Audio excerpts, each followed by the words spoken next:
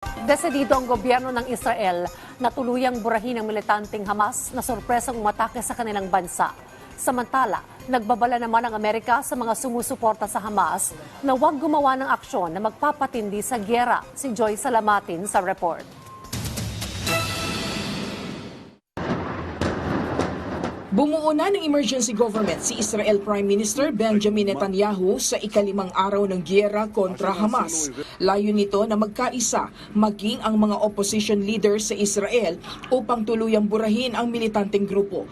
Katuwang sa emergency government ang opposition leader sa Israel na si Benny Gantz. Kasabay nito ay bubuo sila ng war cabinet kasama ang kanilang defense minister.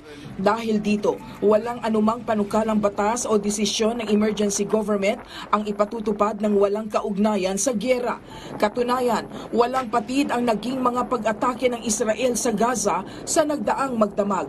Nagpalipad naman ng raket ang Hamas kung saan pinuntiryan nito ang Ben Gurion Airport na pinakamalaking paliparan sa Israel. Sinuspindi ng major airlines ang kanilang mga flight dahil sa pag-atake. Tumulak naman pa Israel si US Secretary of State Antony Blinken upang siguraduhin ang ipapadalang tulong. Umaasa si Blinken na magiging matagumpay ang pakikipag-usap sa mga Hamas para tuluyang mapalaya ang mga binihag nilang American citizens. Samantala, may babala naman ang Estados Unidos at mga kaalyado nito sa Lebanese militant group na Hezbollah na huwag gumawa ng hakbang na mas magpapatindi sa giyera sa Gaza. Ito'y kahit wala pang indikasyon ng ibang grupo na makikisali sa giyera sa Israel. Sa kabilang banda, inilarawan naman ni Palestinian Ambassador to the United Nations Riyad Mansour ang total siege na idineklara ng Israel sa Gaza bilang genocide. Mariin niyang kinondena ang pagputol ng Israel sa supply ng pagkain sa Gaza.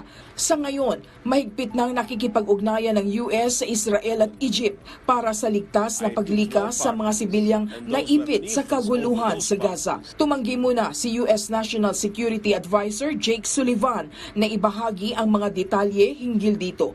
Pero tiniyak nito na patuloy ang konsultasyon sa iba't ibang operational agencies.